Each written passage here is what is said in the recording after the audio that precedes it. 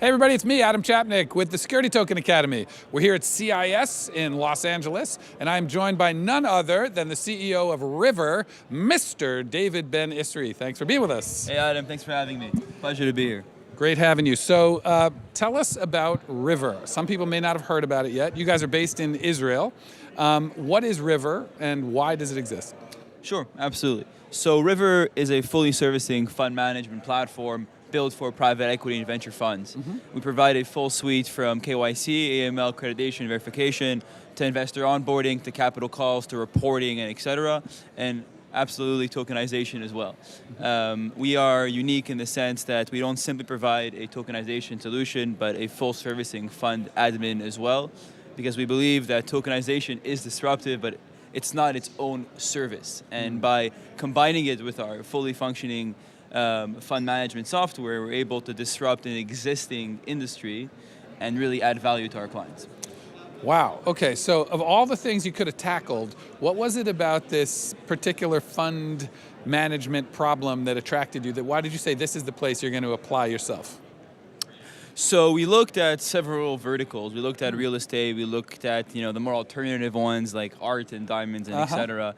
And as appealing as those new verticals sound, we wanted to go to a market that was already established and a strong supply and demand. Yeah. And that automatically we thought of secondaries for fund interest. And the reason being is that companies, especially venture-backed companies, are staying private for a lot longer than we saw in the last decade or two. Yeah. So what happens then is that there's a highly increased illiquidity, which is found on the LP level. Right. Previously it would be 7-8 years and then IPO, and now there could be extensions up to 12, 14 years, which is absurd. Painful. Yeah, absolutely. So LPs need a viable way to see returns before the fund is worn out, and by being able to streamline the whole settlement process of secondary transactions, our goal is not to create the market and to create the supply and demand, but just to become catalyst to an already established $61 billion market. And that's why we picked this niche. I think that's a good reason. 61 billion reasons. I love it. So where do you operate, and who have you noticed to be maybe your ideal kind of client? Absolutely. So we are based in Tel Aviv, Israel. We are a team of 6 people. We work with 5 funds spread across 3 jurisdictions. We work with EU, US, and Israel regulations body. Our ideal clients, as I said, we only work with private equity and venture funds. Is there a size that works better for you? Yeah, okay. Absolutely. For the first year or so, we are better suited for funds between 50 million to 100 million assets under management, but we definitely see us scaling up to the bigger funds down the line. Got it. What do you think is the biggest promise? You were talking about secondary specifically for LPs. Do you see that just being the big sort of meat on the bone right now, or is there something else that's in this sort of security token space as a promise with it, or is it sequential? Like we're going to start, like you said, where the money already is, supply and demand, and then something else is going to come? Where do you see the big opportunities here? Yeah. So it's funny, actually. We spoke about it on our panel yesterday at Security Token Summit. And in my opinion, I think that we need to start where the market is, and then afterwards we'll see, other players that will be tackling more alternative space, like, diamonds and arts and et cetera. But in terms of Rivver, we are hyper-focused on funds, and we're not going anywhere. It is a niche comparatively to other players in the space, but for us, $4 trillion niche is more than enough for us to, be happy. It's a wide street to drive on. Yeah, absolutely. That's great. So what are the biggest obstacles to success?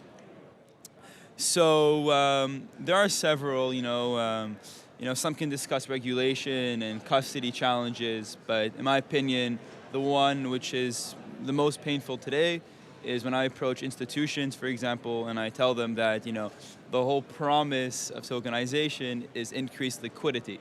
And they understand how, tokenizing can, streamline the back office process and make it more efficient. And that they get it, not right away, but after, 4 or 5 meetings, they start to understand it, But the biggest challenge right now is to say, okay, great, so it's more efficient, but who are the buyers? Where is this liquidity coming from?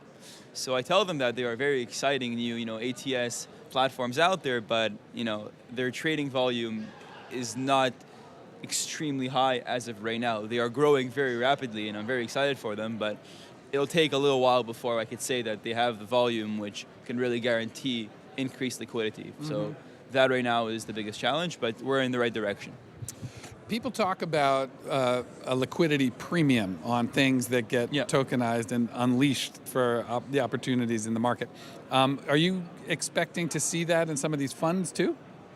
Yes, absolutely. I think by being able to digitize their offerings, fund managers can really add value to their offerings and to their LPs when fundraising. And the reason why we like to target, those smaller funds for now is because they're able to stand out when approaching their LPs. And I think it definitely helps them in their fundraising efforts.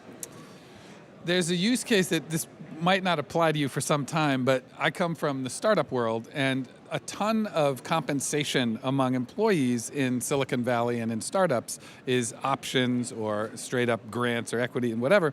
But for the same reasons that you cited, a lot of times they go unclaimed because it's so long between when the employee gets an option and when the company has a liquidity event. Do you think having the opportunity to list your own company's equity on an exchange is going to impact these companies about their ability to employ people, or even any kind of thinking among employees in Silicon Valley about how they get compensated because they'll be able to actually monetize their equity? Yeah, so I think that is an interesting use case. I mean, talking about the whole employee options and early investor shares in startup companies, in my opinion, I think that can only be done Series B and up, because before that there's a lot of conflicts with the investors and True. But Series B and up, I think that can be a good use case. Us at Rivver, we're not tackling it, but we have some partners in the space that are interested, and we definitely love to work with them on that front. But I think definitely when you discuss about the whole friction which comes along with making a secondary transaction in private markets, it's so painful that people just don't go through it. That's exactly right. Yeah. It's so painful. And I think that applies to several verticals in the market. Right.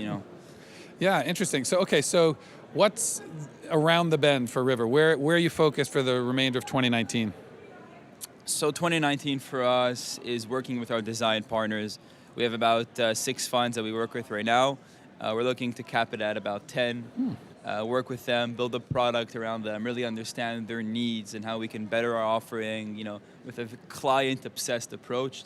Aside from that, we are also product-obsessed right now. So we are really, our R&D team is working very hard to really, build the best product for our clients, and to have it on the market with our final product as soon as possible. Right now we are in beta, and we hope to have our final product ready for launch in the next quarter. So Love it. We're very excited. Well, thanks for joining us and telling everybody about Rivver. I hope to have you back soon. Thanks so much, Adam.